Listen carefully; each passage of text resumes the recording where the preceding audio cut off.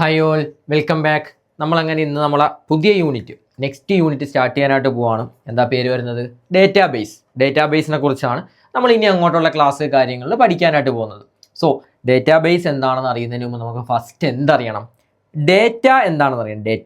Data അറിയാതെ database അറിയാൻ പറ്റില്ലല്ലോടാ.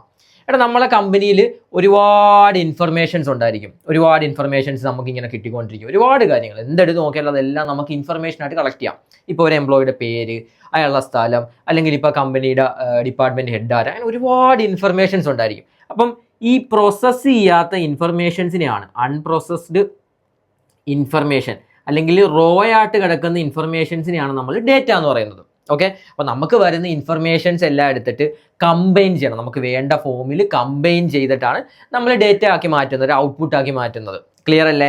നമുക്ക് ഒരുപാട് ഇൻഫർമേഷൻസ് വരും. നമുക്കത് എന്ത് ചെയ്യണം? നോളജും മറ്റുമൊക്കെ ആക്കി മാറ്റാനായിട്ട് അത് പ്രോപ്പർലി എന്ത് ചെയ്യണം? ഫോം ചെയ്തിട്ട് ഒരു സ്ട്രക്ചർ ആക്കി എടുക്കണം. എന്നിട്ട് എന്ത് ചെയ്യണം? നമുക്ക് ആവശ്യമുള്ളത് മാത്രം അതിൽ പിക്ക് ചെയ്യണം. അപ്പോൾ ഇങ്ങനെ വരുന്ന എല്ലാ ഇൻഫർമേഷൻസിനെയും നമ്മൾ എന്ത് പറയും? ഡേറ്റ എന്ന് പറയും. അപ്പോൾ നമുക്ക് ഡേറ്റാബേസിലേക്ക് പോകുന്നതിന് മുമ്പ് നമുക്ക് ഈ ഡേറ്റയുടെ ഹൈറാർക്കി ആദ്യം അറിയണം.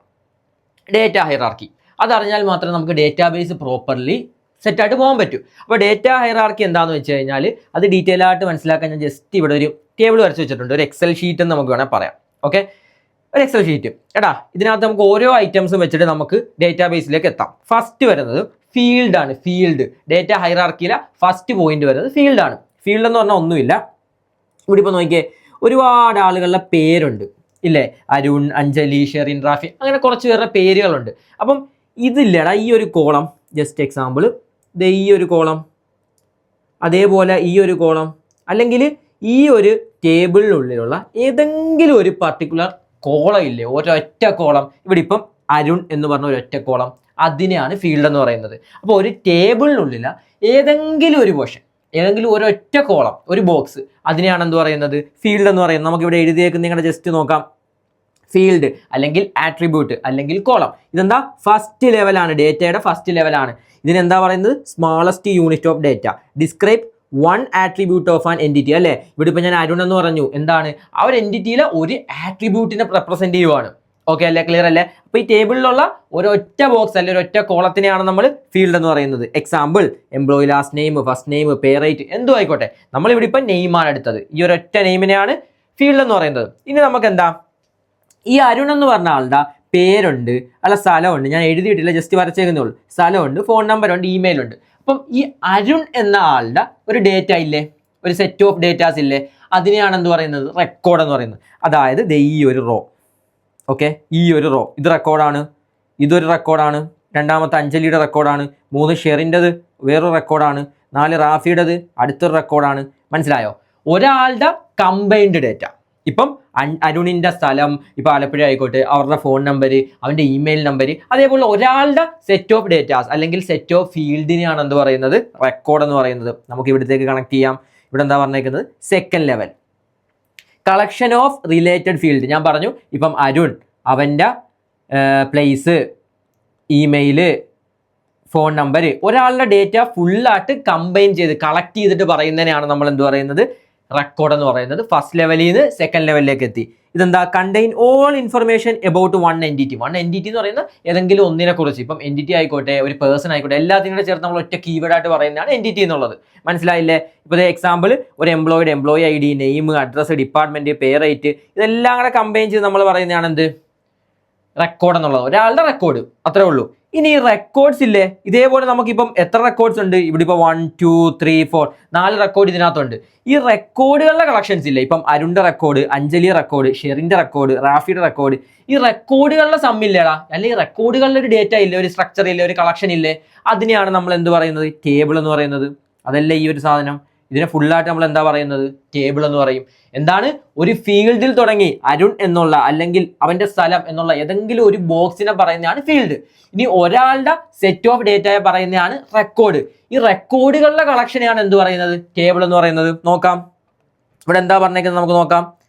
Table third level collection of similar records. ഞാൻ പറഞ്ഞ കാര്യം തന്നെയല്ലേ? Employee table contain record of all employees. ഇതിപ്പോൾ നമ്മളെ കമ്പനിയിൽ എംപ്ലോയീസ് ആണ്. എല്ലാ എംപ്ലോയീസിനെയും ഡേറ്റ ഒന്നിച്ച് പറയുന്നത്, അല്ലെ ഒന്നിച്ചൊരു കളക്ഷൻ ഓഫ് ഡേറ്റാനെയാണ് നമ്മൾ എന്ത് പറയുന്നത്, ടേബിൾ എന്ന് പറയുന്നത്. നമ്മൾ നെക്സ്റ്റ് ലെവലിലേക്ക് എത്തി. ഇനി ഇത് കഴിഞ്ഞിട്ട് എന്താ, ഡേറ്റാബേസ്. ഇനിയാണ് നമ്മൾ നമ്മളെ യൂണിറ്റിന്റെ നെയിമിലേക്ക് പോകുന്നത്. Database, collection of related tables. ഇതേപോലെ നമ്മളെ കമ്പനിയിൽ ഒരുപാട് ടേബിളുകൾ ഉണ്ടായിരിക്കും. ഇപ്പം ഒരു സ്കൂൾ എടുത്ത് നോക്കുവാണെങ്കിൽ അവിടെ ഒരു 1ാം ക്ലാസ്സിലെ സ്റ്റുഡൻസിന്, 2ാം ക്ലാസ്സിലെ സ്റ്റുഡൻസിന്, അങ്ങനെ ഓരോ സ്റ്റുഡൻസിനും ഓരോ ടേബിൾ വെച്ചിട്ടുണ്ടായിരിക്കും. ഒരു ടേബിളിനകത്ത് അവരുടെ ഡേറ്റ കളക്ട് ചെയ്യുക. ഇപ്പം ഒരു ക്ലാസ്സിൽ തന്നെ പലതുണ്ടാവും. ഓരോ സബ്ജക്റ്റിലെ അവരുടെ മാർക്ക്, അല്ലെങ്കിൽ കമ്പൈൻ ചെയ്തിട്ടുള്ള മാർക്ക്, അങ്ങനെ പല പല പല പല ടേബിൾസ് ഉണ്ടായിരിക്കും. അപ്പം ഒരുപാട് ടേബിൾസ് ഉണ്ട്. ഇതൊരു ടേബിൾ, ഇതൊരു ടേബിൾ, ഇതൊരു ടേബിൾ. ഈ ടേബിൾസ് എല്ലാം കൂടെ നമ്മൾ എന്ത് ചെയ്യും, ഒരിടത്ത് പോയിട്ട് സ്റ്റോർ ചെയ്ത് വെക്കും. ഇത് സ്റ്റോർ ചെയ്ത് വെക്കുന്ന സ്ഥലത്തിനെയാണ് നമ്മൾ എന്ത് പറയുന്നത്, ഡേറ്റാബേസ് എന്ന് പറയുന്നത്. ഓക്കെ അല്ലേ? First level field, second level record, third level റെക്കോർഡിന്റെ കോമ്പിനേഷൻ ടേബിൾസ്. ഈ ടേബിൾസിന്റെ ഒരുപാട് tables, collection of tables store ചെയ്ത് വെക്കുന്ന സ്ഥലമാണ് എന്ത്, ഡേറ്റാബേസ് എന്ന് പറയുന്നത്. ക്ലിയർ അല്ലേ? ഡേറ്റാബേസിലേക്ക് എത്തിയില്ലേ? ഓക്കെ, ഇവിടെ നോക്കിയേ, employee table, payroll table, sales table, ഇതെല്ലാം നമ്മുടെ കമ്പനിയിൽ ഉണ്ടായിരിക്കും. ഇതിനെല്ലാം കൂടെ നമ്മൾ ഒരിടത്ത് കൊണ്ടുപോയിട്ട് എന്ത് ചെയ്യും, സ്റ്റോർ ചെയ്യും. അതിനെയാണ് ഡേറ്റാബേസ് എന്ന് പറയുന്നത്. ഇതാണ് ഏറ്റവും ഹയർ ലെവൽ.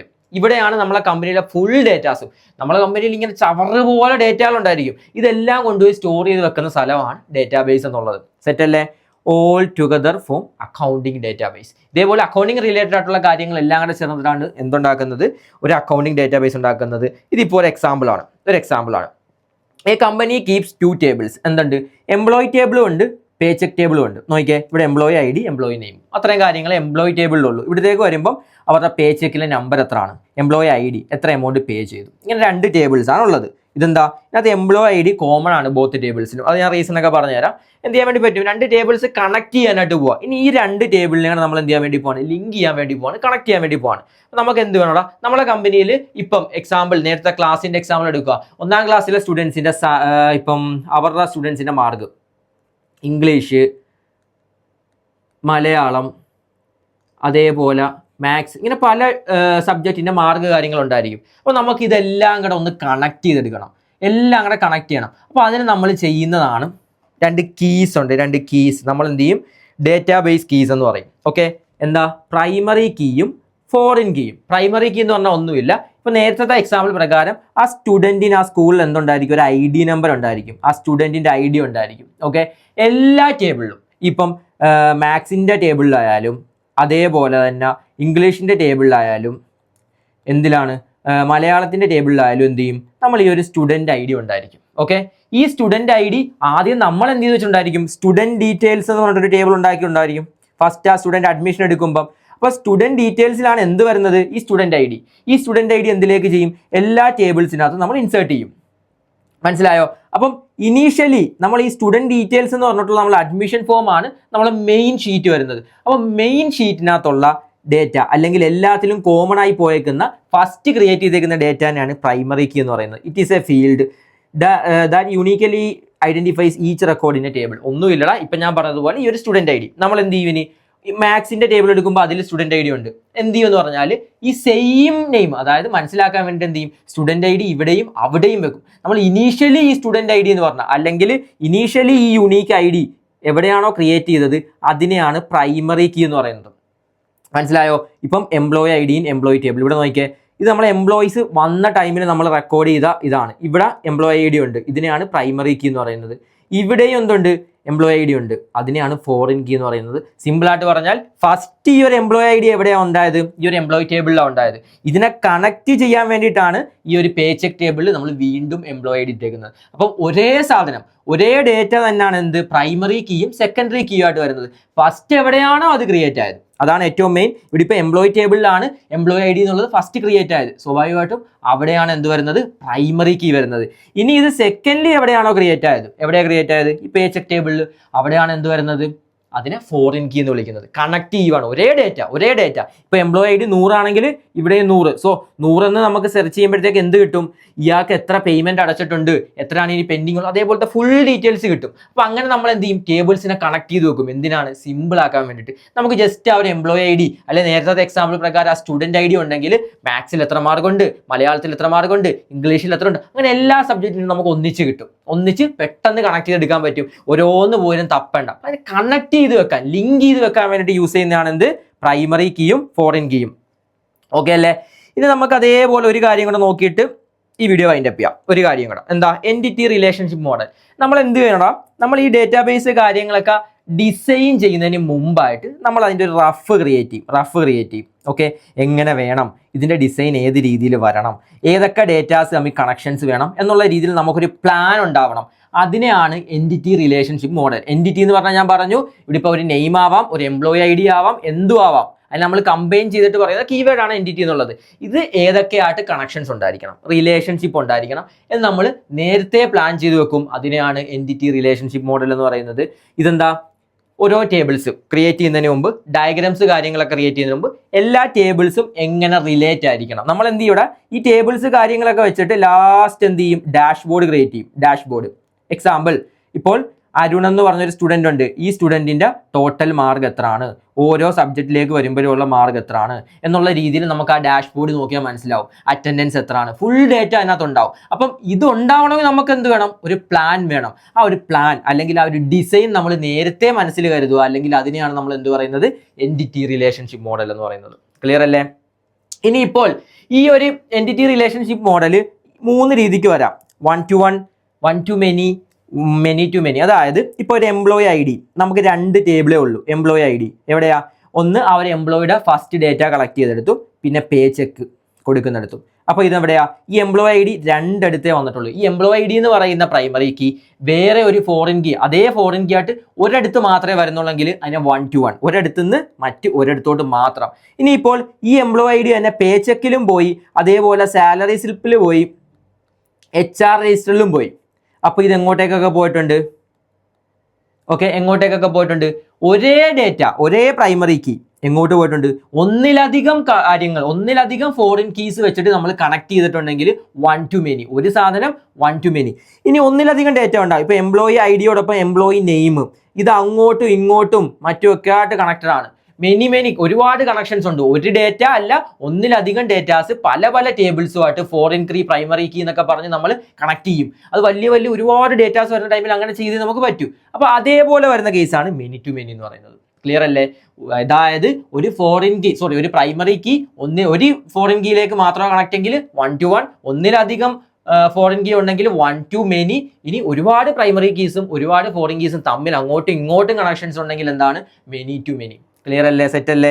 നമുക്ക് അതിൻ്റെ ഒരു എക്സാമ്പിൾ നോക്കാം. എന്താ, 1 employee can have many pay cheques. 1 to many relationship. ഒരു എംപ്ലോയിക്ക് പല മാസങ്ങളിൽ അടച്ച പേ ചെക്ക് കാര്യങ്ങളുണ്ടായിരിക്കും. അപ്പോൾ ആ എംപ്ലോയി ഐ ഡി എന്ന് പറയുന്നത് ഇപ്പോൾ ഓഗസ്റ്റ്, സെപ്റ്റംബർ, നവംബർ, ഡിസംബർ ആ രീതിയിൽ എല്ലാ മാസങ്ങളുമായിട്ടും കണക്റ്റഡ് ആയിരിക്കും. അപ്പോൾ എംപ്ലോയി ഐ ഡി പല ഇതിലേക്ക് കണക്റ്റഡ് ആണ്. എന്താണത്, 1 to many ആണ്. അതേപോലെ ഒരുപാട് കാര്യങ്ങളുണ്ട്. ഇപ്പം നമ്മൾ ഡേറ്റാബേസ് നോക്കി, അതിൻ്റെ ഹൈറാർക്കി നോക്കി.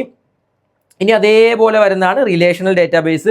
ഒന്നുമില്ല, നമ്മൾ എന്താണ്, A relational database organises data into tables with pre defined relationship. ഞാൻ ഇപ്പോൾ പറഞ്ഞു, നമ്മൾ ടേബിൾസ് ആയിട്ടായിരിക്കും എന്തിൽ സേവ് ചെയ്യുന്നത്, ഡേറ്റാബേസിൽ സേവ് ചെയ്യുന്നത്.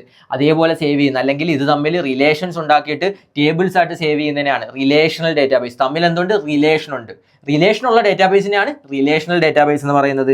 Tables R linked using common data. Common data എന്താണ്, ഫോറിൻ കീയും അതേപോലെ പ്രൈമറി കീയും വെച്ച് നമ്മൾ എന്ത് ചെയ്യും, ലിങ്ക് ചെയ്യും. അതാണ് നമ്മൾ ഇത്ര നേരം പറഞ്ഞത്. Users can retrieve new information from multiple tables using 1 query. ഇപ്പം എംപ്ലോയി ഐ ഡി എന്നുള്ള രീതിയിൽ പ്രോപ്പർലി ആ ഒരു എംപ്ലോയി ഐ ഡി ഇപ്പം 100 ആണെങ്കിൽ അത് എൻ്റർ ചെയ്ത് കഴിഞ്ഞാൽ ഏതൊക്കെ ടേബിൾ ഇത് ലിങ്ക് ആയിട്ടുണ്ടോ അതിൻ്റെ ഫുൾ ടേബിൾ ലിസ്റ്റ് നമുക്ക് കിട്ടും.